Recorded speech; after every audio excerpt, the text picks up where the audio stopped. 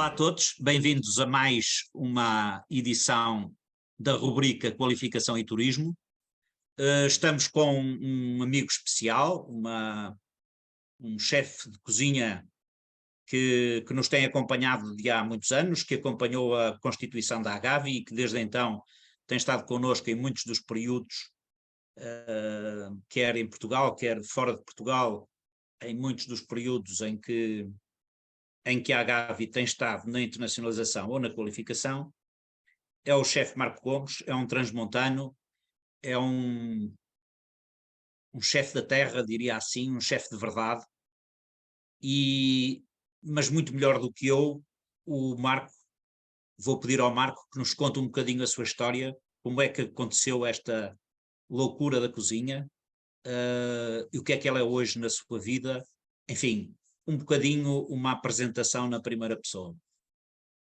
Bem, antes de mais é um prazer enorme poder estar aqui também, nesta conversa que é um tema que tanto nós gostamos, e eu acho que as coisas não aparecem por acaso, e não acontecem também por acaso.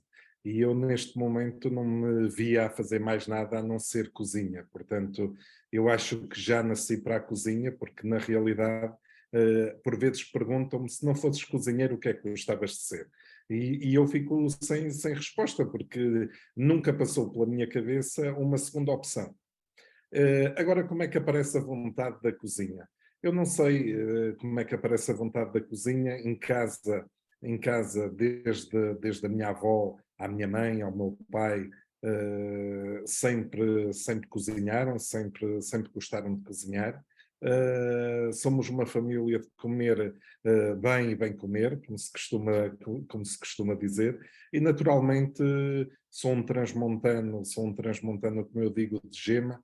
Fui nascido e criado em Trás-os-Montes, habituei-me nas minhas férias desde a pré-escola, desde o preparatório, a ir ao fim de semana com o meu avô para a horta, porque as hortas, por vezes, havia as pequenas hortas que estavam junto às habitações, mas depois haviam hortas maiores que estavam um bocadinho afastadas, digamos, do centro da vila.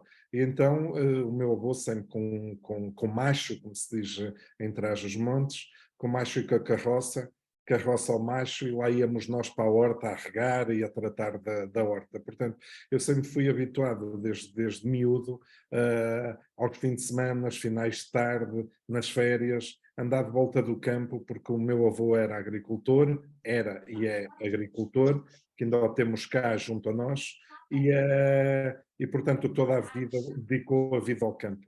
Portanto, éramos uma família que dificilmente íamos comprar algo fora, ou seja, o que íamos comprar fora era o peixe, porque desde a carne aos legumes nós tivemos sempre produção em nossa casa.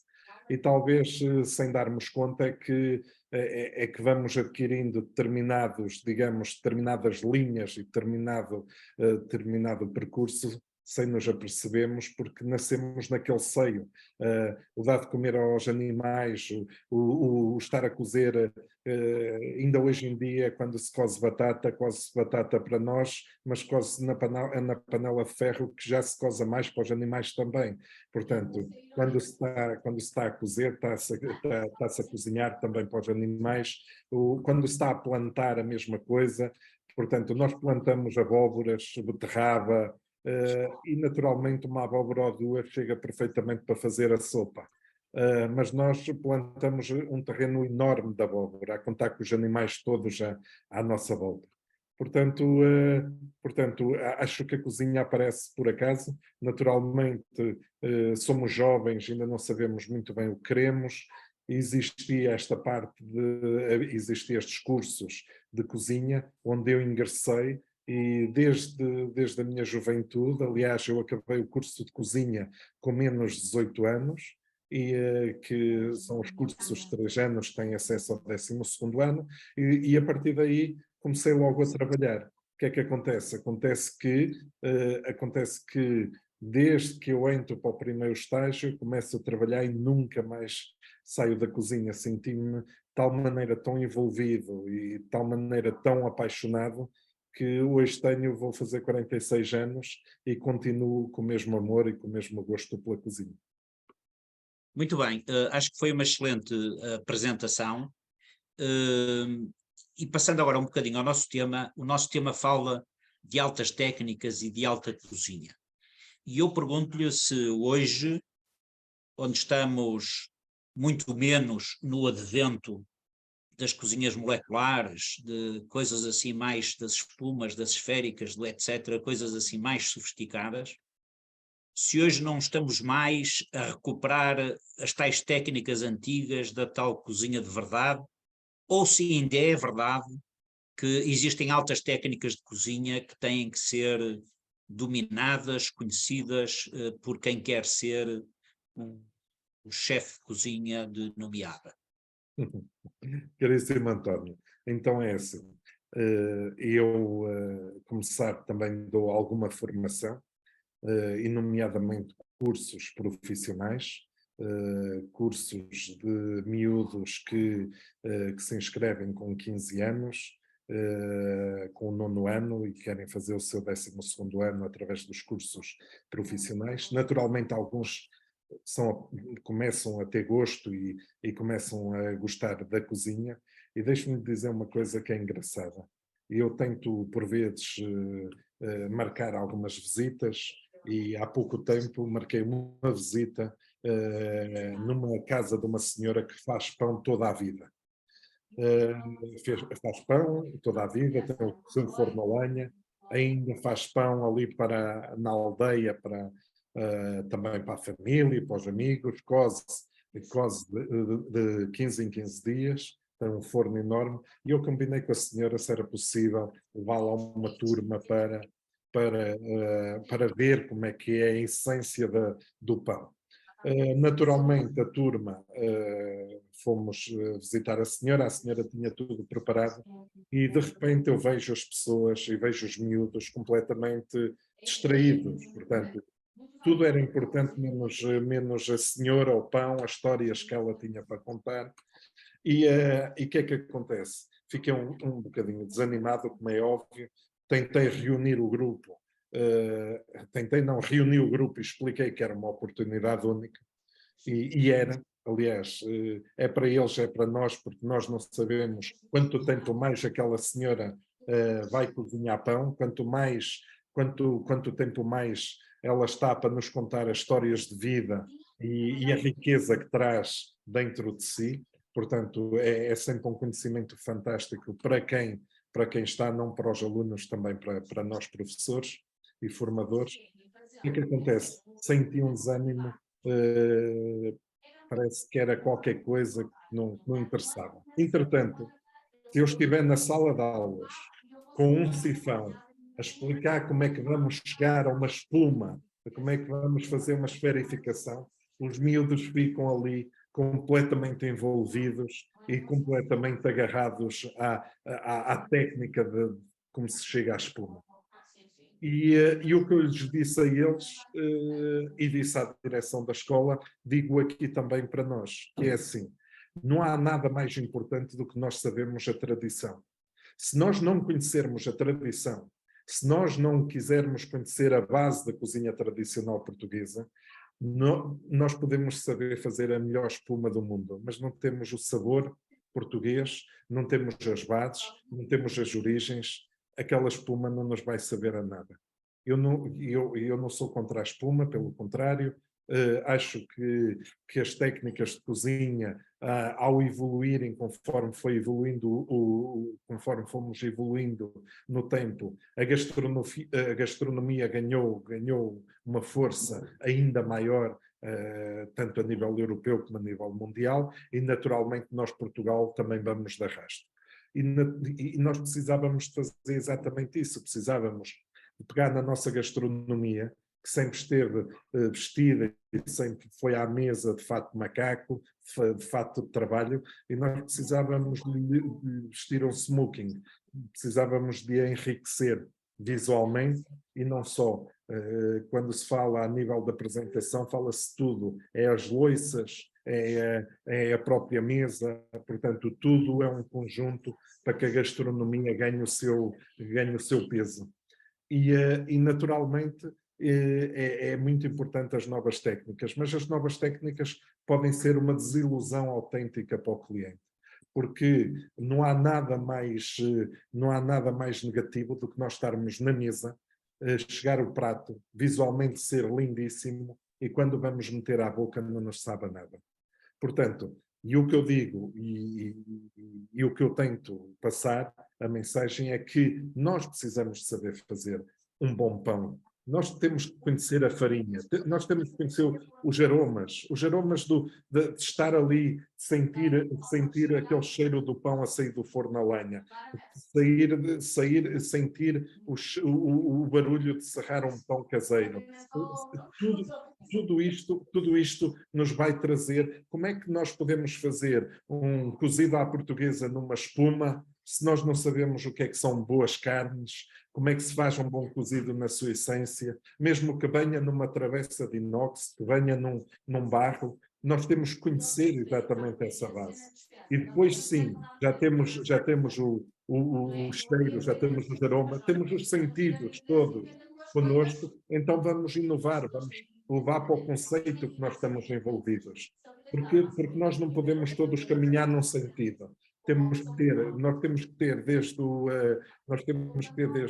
fine dining ao tradicional, a todos os conceitos são todos importantes. Agora, não podemos estar numa cozinha de autor se não temos as bases da cozinha tradicional portuguesa. E não podemos estar numa cozinha de autor internacional se não conhecermos as bases também da cozinha francesa. Portanto, as bases é importante para tudo, em todas as áreas.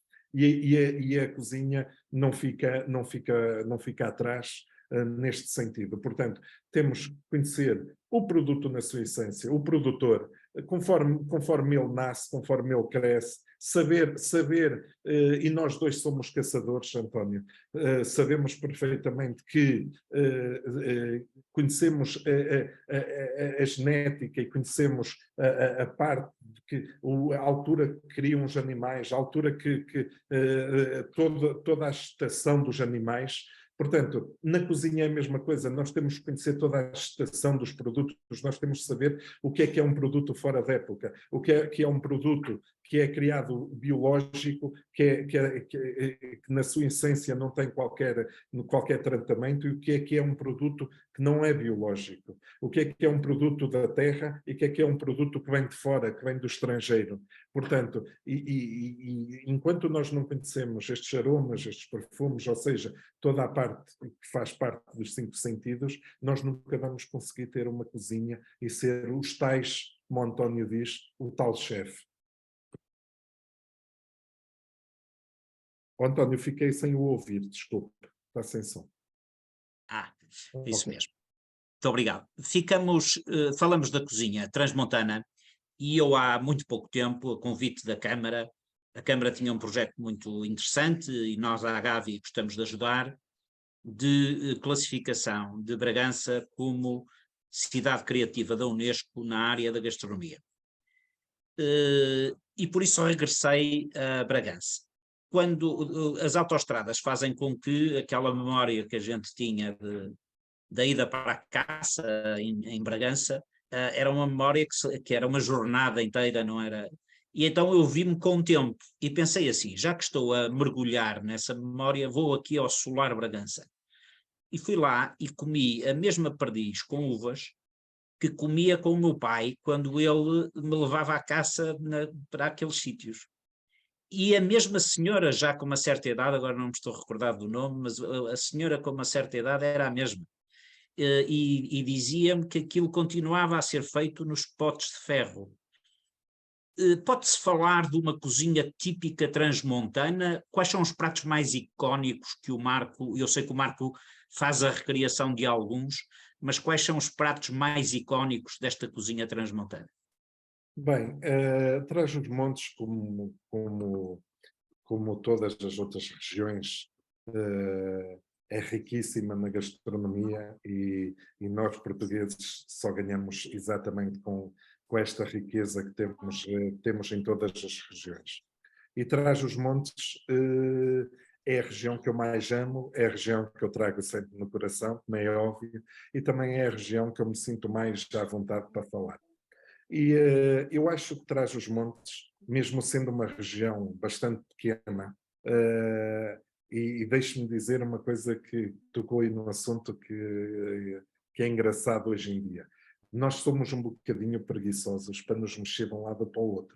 Porque se nós, hoje em dia, nós tanto estamos na ponta, tanto estamos encostados à fronteira de Espanha, a 1h30 estamos em Bragança, como estamos no litoral aqui. Portanto, o sair e passear um bocadinho passa rapidamente 1h30, já estamos na parte interior do país e já estamos a usufruir de uma cultura e de gentes completamente diferentes com que estamos habituados aqui no Porto, e é sempre bom conhecermos o nosso país, e o nosso país é tão pequeno, é tão fácil de percorrer, e às vezes somos um bocadinho preguiçosos para nos mexermos de um lado para o outro. Eu agora vou todas as semanas atrás dos montes, porque realmente é isto, 1h30 eu pego na carrinha, vou com a carrinha vazia, venho com a carrinha cheia. E quem fica a ganhar é quem está do lado de cá, e eu fico todo contente porque tenho o produto que eu quero nas minhas mãos e trabalho esse produto. A gastronomia em si traz os montes e os pratos em si, e eu acho que mesmo a região, sendo uma região pequena, é uma região muito diversa. O que é que acontece? A Alheira é um exemplo exatamente dessa diversidade. Porquê? Porque a Alheira mais conhecida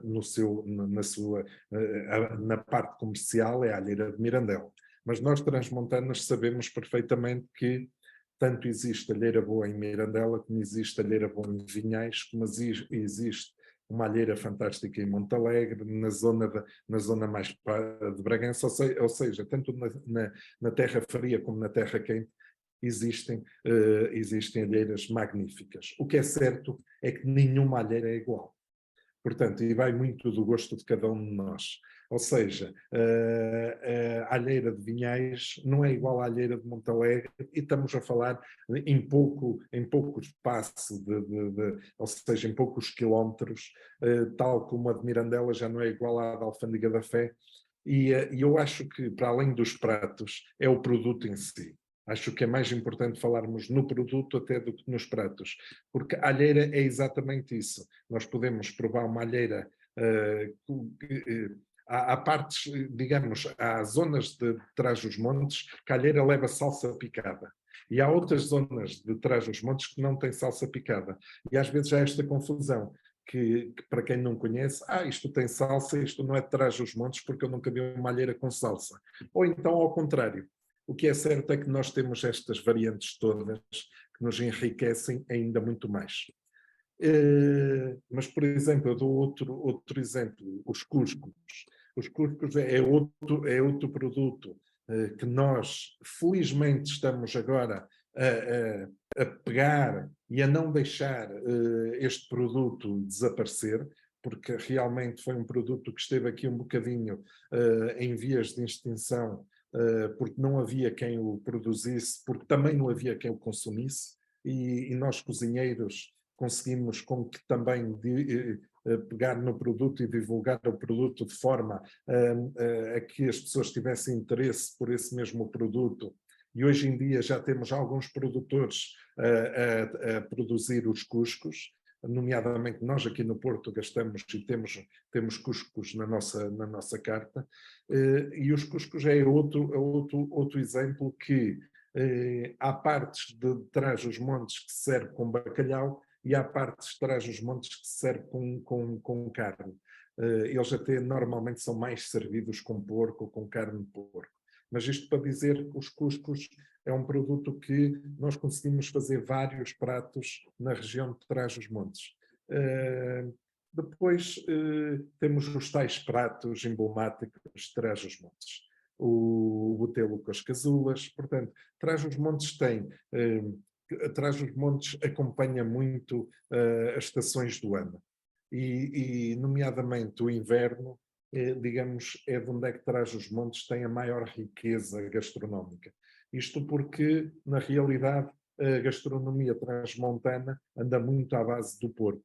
E o porco, como todos nós sabemos, na altura do inverno, é a altura das matanças, é a altura de não só de desmanche desses animais, como também de produção para enchidos, que depois ao longo do ano os vamos provando, a cura dos presuntos. Portanto, nós temos o botelo com as casulas. Quando é que se come o botelo com as casulas? Exatamente no inverno, na altura de dezembro, porque os porcos, as matanças são entre dezembro e janeiro, e passado um mês ou dois já temos este enchido magnífico, que é acompanhado com feijão, que nesta altura do ano, aliás, eles já estão agora a aparecer nas hortas. O feijão é apanhado em verde, dentro da própria casca, e é seco, fica do verão para o inverno, para depois ser consumido no inverno.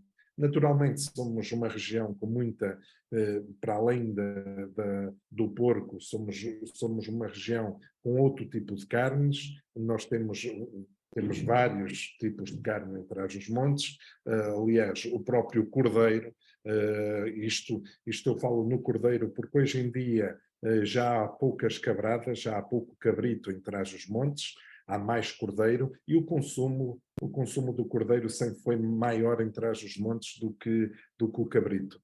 Portanto, o cabrito assado digamos, é um prato mais minhoto, enquanto que o cordeiro assado é um prato mais transmontano. E não só assado. Ainda hoje fazemos aqui na oficina, faço o cordeiro grelhado na brasa. E o que acontece é que muitas das pessoas comentam exatamente isso, que é, eu nunca comi cordeiro assado na brasa. E nós explicamos que são cordeirinhos pequenos, e são cordeirinhos que nós grelhamos, é tipo um churrasco. Até aconselhamos a comer à mão como se come um churrasquinho de frango. Portanto, e em minha casa, quando se come o cordeiro, come-se sempre cordeiro grelhado e não cordeiro assado no forno a lenha. Portanto, há aqui alguns pratos característicos de Trás-os-Montes que as pessoas fora de Trás-os-Montes, e quando nós trazemos estes produtos, eu mencionei aqui 3, mas posso mencionar dezenas deles. Falei no cordeiro, neste caso, ou seja, no cordeiro grelhado na brasa. Falei nos cuscos, que continua a ser um produto ainda desconhecido para as pessoas que estão fora de Trás-os-Montes. Falei no botelo porque realmente ninguém imagina um enchido com ossinhos lá dentro. Portanto, e temos muitos outros pratos que faz com que os portugueses viajem para Trás-os-Montes também para conhecer a nossa gastronomia transmontana. Está sem som, António. Eu gostei muito de ouvir essa ideia da diversidade transmontana, e a propósito disso também eu tenho uma história. Um dia fui aos tordos, caçar tordos, a Macedo Cavaleiros, e em casa de um amigo que, apesar de ser aqui do Porto, casou com uma transmontana e foi para lá viver. E muito simpaticamente ofereceu-nos um almoço, onde estava a sua distintíssima mulher, mas estava também a sua distintíssima sogra. E o que era o almoço, entre outras coisas? Alheiras. E qual era o grande desafio? Nós tínhamos que provar as alheiras da senhora e as alheiras da mãe da senhora, que tinham uma disputa quase colérica em relação ao qual era a melhor alheira. E a verdade é que alheiras feitas na mesma casa eram as duas muito boas, mas as duas completamente diferentes, quer na textura, quer no paladar, etc, etc. E por isso, no mesmo sítio, eu pude testemunhar ao vivo e a cores que duas alheiras poderiam ter mãos muito diferentes para o amanho da carne, para depois a sua própria confecção, não é? E isto acho que caracteriza um bocadinho o que é a cozinha transmontana, que pode de facto, que não é tão padronizada, pelo contrário, vive um bocadinho da arte e do engenho de cada mão. Mas voltando ou tentando regressar aqui às nossas técnicas e dando outro exemplo, o Marco tem pratos magníficos, mas tem um prato de que me dizem que de vez em quando saem de restaurantes só para ir comer a sobremesa à oficina, que é a sua rabanada. E a minha pergunta é, a sua rabanada de facto é uma rabanada diferente das outras rabanadas? É mais alta? E eu o que pergunto é, isso tem a ver com cozinha tradicional ou tem mais a ver com técnica e com a forma, com uma alta técnica? Eu não estou a pedir o segredo, porque já sei que nestas coisas das receitas é melhor não se dar o segredo. Mas isto é filho da técnica ou é mais filho de algum imaginário que teve de uma rabanada antiga? Bem, sobre a rabanada, é assim. Primeiro, seja a rabanada, ou seja qualquer produto, ou seja qualquer prato que a gente apresente, se nós estivermos de olhos fechados, conseguimos, no caso da rabanada, se tivermos os olhos vendados, a pessoa que meter a primeira garfada à boca identifica logo. Aliás, nem precisa de meter à boca, eu acho que basta chegar ao nariz e só aquele cheirinho de Natal, aquele cheirinho da canela, do açúcar, faz logo lembrar uma rabanada. Portanto, é logo dizer, dizem logo, mesmo com os olhos vendados, isto cheira uma rabanada. Mete à boca, é uma rabanada. Portanto, logo aí à partida, a base passa exatamente pela nossa tradição. E isto é o que é o mais importante para mim. Foi pegar num produto, não fica bem dizer um produto banal, porque não é um produto banal e nem o nosso receituário é um Mas é um receituário, produto feito em muitas regiões, não é? É um é um produto produto conhecido pelo país democrático, todo, não é?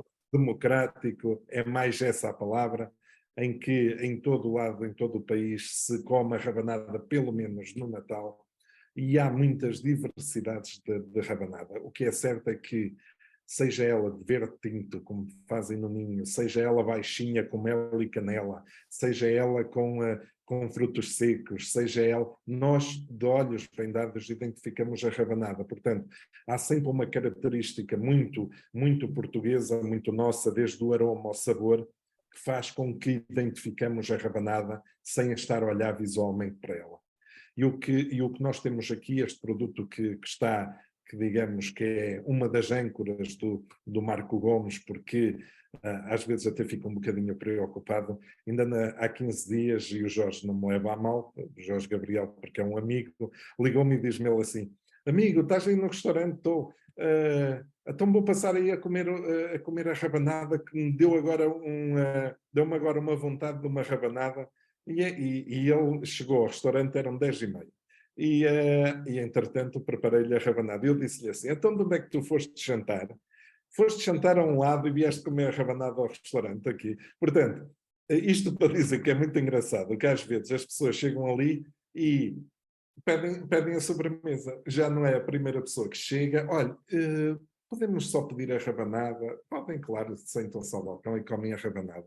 E depois há outro tipo de pessoas que mal está a chegar à mesa, senta-se na mesa, pergunta logo: olha, era para saber se tem a rabanada ou se podemos encomendar, deixar já pedido a rabanada. E nós avisamos que ela não acaba, é feita no momento, que não se preocupem, que já têm à vontade que tem a rabanada.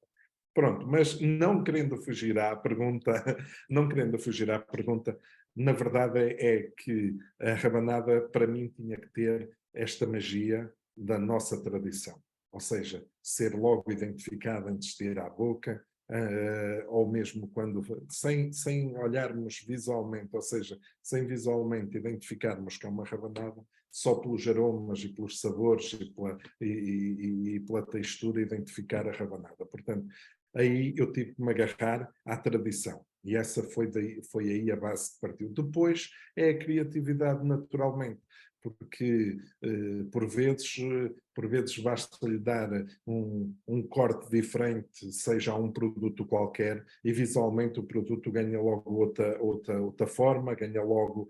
Só que por vezes também podemos dar determinado corte ou determinada posição e o produto já não ter digamos, o mesmo sabor, a mesma textura. Aqui, pelo contrário, nós mexemos um bocadinho também na forma da rabanada, porque ela realmente fica mais alta do que o normal. Mas depois entendemos que, ao estar a levantar a rabanada, aquele processo natural de passar por leite e açúcar, ir às gemas ou aos ovos e depois fritar, esse processo tinha que ser alterado. Porquê? Porque ela já não era tão baixinha, já não absorvia tão facilmente o leite, e é esta, digamos, esta passagem tradicional, porque há quem passe por leite e açúcar, há só quem passe por água, vá ao ovo, frita em óleo. Portanto, este processo tradicional, começamos a entender que com aquele formato nós não conseguíamos chegar à excelência da rabanada que queríamos. E então o que acontece é que depois entraram as técnicas, aí sim entraram as técnicas, entraram um bocadinho de estudo, de testes, e até que chegamos a esta fórmula. A rabanada começa a aparecer na altura do Natal, numa das minhas cartas, há muitos anos atrás, já vem desde o restaurante Foz Velha, e o que é certo é que passava o Natal, entrávamos, ou seja, passava o Natal, passava o inverno todo, entrávamos na primavera, era março, abril, maio, e continuava a ser a sobremesa a sair mais na carta. Portanto, nós mudávamos a sobremesa de chocolate, mudávamos a sobremesa, porque numa carta nós temos que ter sempre aqueles equilíbrios, tanto nos salgados como nos doces. Nós temos que ter sempre um prato de fruta, temos que ter sempre uma sobremesa de chocolate, depois temos que ter uma tradicional, uma mais de autor, e brincamos assim um bocadinho para que consigamos abranger os gostos dos nossos clientes. E o que é certo é que a rabanada nunca saía do top. Portanto, mantinha-se sempre das sobremesas que mais saía. Então deixávamos-a ficar. Quando íamos dar conta já era verão. Era verão e continua a ser a rabanada a sair mais. Ainda hoje, na minha carta, continua a ser a rabanada, e já estamos no verão, continua a ser a sobremesa a sair mais. Portanto, ela é a rainha e não se pode tocar, portanto, e quando se trata da rainha, estamos ali sem mexer no produto. Muito bem. Marco, nós estamos numa rubrica de turismo e todos percebemos o que é que a gastronomia tem feito pelo turismo, mas também o que é que o turismo tem feito pela gastronomia. E por isso eu quase dizia que eles são dois irmãos muito próximos e que convém que não estejam desavindos, não é? A minha pergunta é, como é que nestas novas fases do turismo podíamos voltar a encontrar acrescentos, quer dizer, soma positiva, entre estes dois segmentos, uma gastronomia que é muito rica e que é muito apreciada por muitos dos turistas que nos visitam, e um turismo que não deixa de ajudar a gastronomia, no sentido em que convoca muita gente para os nossos restaurantes e para provar as nossas iguarias. O Marco já há bocadinho disse que é preciso que a nossa gastronomia se vista de smoking. É só esse o segredo? Há outras coisas em que podemos acrescentar, baseados neste crescimento que o turismo tem, onde podemos arriscar para um nível mais elevado de serviço? Bem, sim, eu acho que sim. Eu acho que para nós podermos nos sentir bem com o smoking, precisamos nos preparar, precisamos de tomar o nosso duche, de nos perfumar, de estarmos... E é isso que é necessário. Nós precisamos de procurar e de dar cada vez mais valor aos produtos e aos produtores locais. E eu acho que, pegando nesta base de procurar o produto na sua origem, ou seja, pegar o produto Estamos com não utilizar o morango só porque nos apetece utilizar o morango fora da época dele. O morango está agora, ou seja, há um mês atrás, tínhamos o melhor morango do mundo. Portanto, e nós temos que pegar nestes produtos nas épocas certas e trazê-los também para a restauração. E eu acho que ao nós pegarmos nos nossos produtos, conhecendo bem os nossos produtores, porque se não formos nós a acreditar nos produtos, a acreditar na produção que nós temos internamente, acaba por o próprio produtor começar a desaparecer, começar a ficar desmotivado, e nós aí sim é que vamos passar uma dificuldade enorme para conseguir fazer a nossa cozinha tradicional. Porque nós não podemos, o francês não pode fazer a cozinha, o francês não pode pegar no pato da nossa quinta e dizer que tem um foie gras. Não tem foie gras. Porquê? Porque o francês tem uma tipologia de pato, tem uma forma de alimentar o pato e tem segredos para conseguir tirar o melhor foie gras do mundo. E por isso eles são fortes neste produto. Tal como nós. Portanto, o nosso pato eles não vão conseguir fazer um bom produto.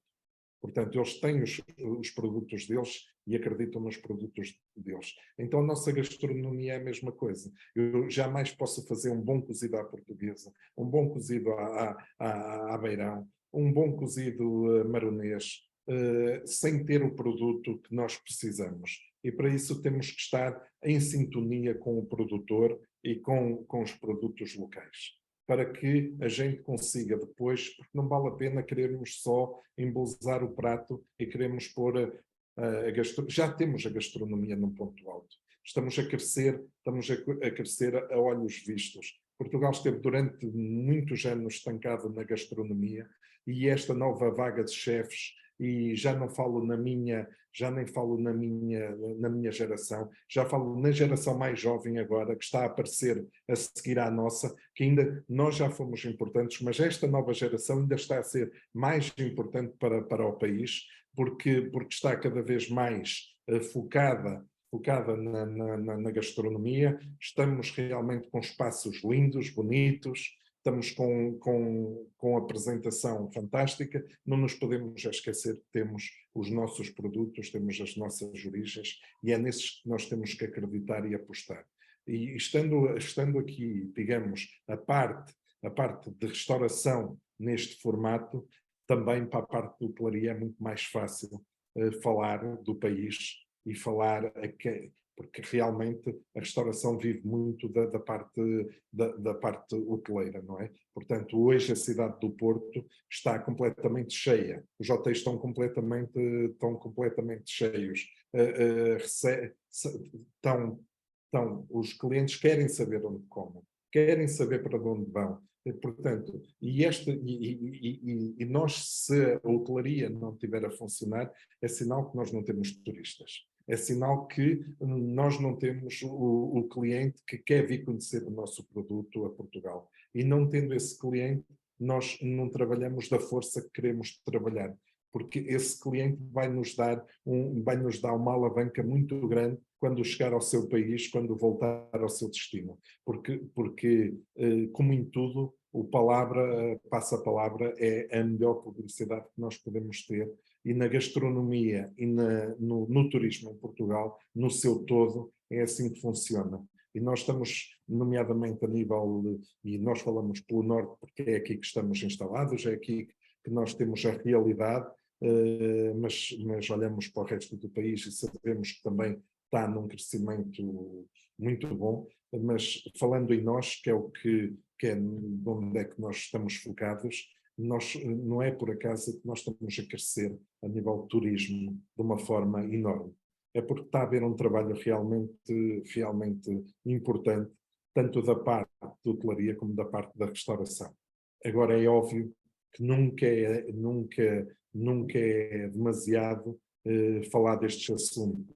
Estes assuntos são importantes de ser falados, porque o que se costuma dizer é que quem não é visto não é falado. e aqui o tema, se não for falado, também é esquecido.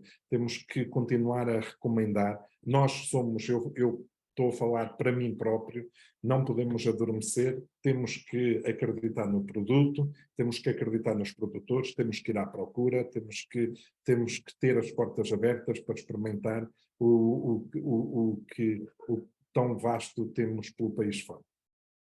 Marco, as boas conversas passam a correr, não é? E nós já estamos no fim do nosso tempo, e por isso vou-lhe fazer uma última pergunta com uma pequena provocação. A última pergunta é: ouvi dizer que vinha aí um novo projeto, e eu acho que se calhar as pessoas gostariam muito de saber qual é. E em segundo lugar, para quando um restaurante em Trás-os-Montes? Bem, é realmente duas perguntas. A primeira é mais fácil. É mais fácil porque este novo projeto é um conceito que vai estar implementado. Aliás, eu estou aqui muito próximo do projeto, ou seja, eu estou aqui em Sedufeita. Este é um projeto que nós vamos abrir já para a próxima semana. Portanto, antes do final de semana, entre quarta e quinta, vamos abrir este projeto. Este projeto é um projeto muito virado para comida de rua, para uma comida fácil e também foi pensado numa rua estratégica, como Sedufeita, porque Sedufeita está a crescer, a rua está a ter um movimento incrível de turistas. Eu até já brinco e digo que Sedufeita, no espaço de um ano, é a segunda rua das flores, porque realmente já é tanto turista por esta rua que eu achei que poderia ser aqui, digamos, a porta de entrada para este projeto, porque vai ser uma loja piloto para que nós possamos depois poder continuar a implementar outras lojas de igual estilo. Portanto, informal, não é um restaurante, é uma loja. Eu digo que não é um restaurante porque não tem espaço interior, portanto, nós temos um balcão sobre a rua, temos esplanadas, estamos com 34 lugares de esplanada. Naturalmente o Porto não é o Rio de Janeiro, gostávamos, sabemos que temos aqui alguma limitação no inverno, mas também estamos preparados com algumas ideias para que possamos passar rapidamente esses dias de chuva. É um projeto, como eu estava a dizer, comida de rua, mas fugindo às origens do Marco Gomes e fugindo à carne, porque quem me conhece sabe que eu sou um apaixonado de carne e digamos, daqueles sabores de tacho, de comida de conforto. É um conceito só de peixe e marisco. Portanto, um conceito que queremos pegar no nosso peixe, porque realmente somos um país também de peixe e de marisco, naturalmente, e criar uma cozinha informal onde as pessoas possam pegar num camarão cozido, já descascado com molho, e poder ir pela rua a picar e a comer o camarão, como podem estar na esplanada a beber um fino, como podem comer um peixe-espada, uns palitinhos de peixe-espada, podem também ir por Sedufeita a degustar estes sabores portugueses, mas ao mesmo tempo poderem ficar ali sentados na esplanada a apreciar também os nossos produtos. Um conceito que espero que funcione e que possamos estar bem em breve noutros locais da cidade com este Fish and Go, que é o nome do espaço, Fish and Go. Portanto, isto traduzido à letra em português é pescar e andar, ou seja, pegar e andar, e se não quiser andar, senta-se na esplanada, mas a ideia é mesmo essa, porque realmente quem anda a visitar a cidade por vezes não para e quer levar e quer apanhar uma sanduíche, quer apanhar digamos, um sabor português e continuar a sua viagem, e portanto quem vem virar a Sedufeita já tem essa hipótese também, mas também não é só para o turista, porque nós portugueses também gostamos de um bom petisquinho e de estar na esplanada, e este é o novo conceito que vai abrir para a semana na Rua Sedufeita, Fish and Go. Quem nos estiver a ver e ouvir, que possa passar também por cá logo na zona, digamos, à entrada da zona pedonal, para poderem gostar estas maravilhas de peixe e marisco. A segunda pergunta, e não fugindo a ela, não passa, ainda não saiu da minha cabeça o regresso atrás dos montes. Portanto, eu sinto que mais tarde ou mais cedo eu vou regressar atrás dos montes. Isso não tenho dúvida, porque é um objetivo de vida. Quando eu achar que está na hora de desacelerar, tirar um bocadinho do pé do acelerador e respirar um bocadinho mais de ar puro e ter um bocadinho mais tempo para mim, eu não posso naturalmente ficar num grande centro. Eu preciso de ir para onde tenhamos o ar mais puro, onde possamos ouvir o barulho do silêncio, porque a maior parte das pessoas não sabe o que é o barulho do silêncio. O estar no meio do campo e ouvir os passarinhos, ouvir um riacho, ouvir a natureza é a coisa mais espetacular do mundo, e nós sabemos que andamos com uma aceleração sempre muito elevada, e não conseguimos de maneira alguma ter esses prazeres da vida, digamos, o timing e o tempo que nós gostaríamos de ter, mas há de lá chegar o tempo e há de chegar a hora de eu regressar para poder também usufruir um bocadinho e ter um bocadinho de qualidade de vida. Não quer dizer que a gente não tenha qualidade de vida. Nós temos qualidade de vida, não temos da forma que gostaríamos e as vezes que gostaríamos. Portanto, andamos num ritmo muito acelerado quando podemos, e não só, temos mesmo que parar de vez em quando, e paramos, mas se pudermos virar as coisas ao contrário, estar um bocadinho mais desligados e trabalhar de outra forma, aí sim vou ponderar um espaçozinho, mas um espaço, aquele espaço que digamos que é a minha casa para poder receber as pessoas que me visitam, e digamos um nome muito e um espaço muito tranquilo, só com cozinha tradicional transmontana. Muito obrigado, Marco Gomes, foi um grande gosto mais esta nossa conversa.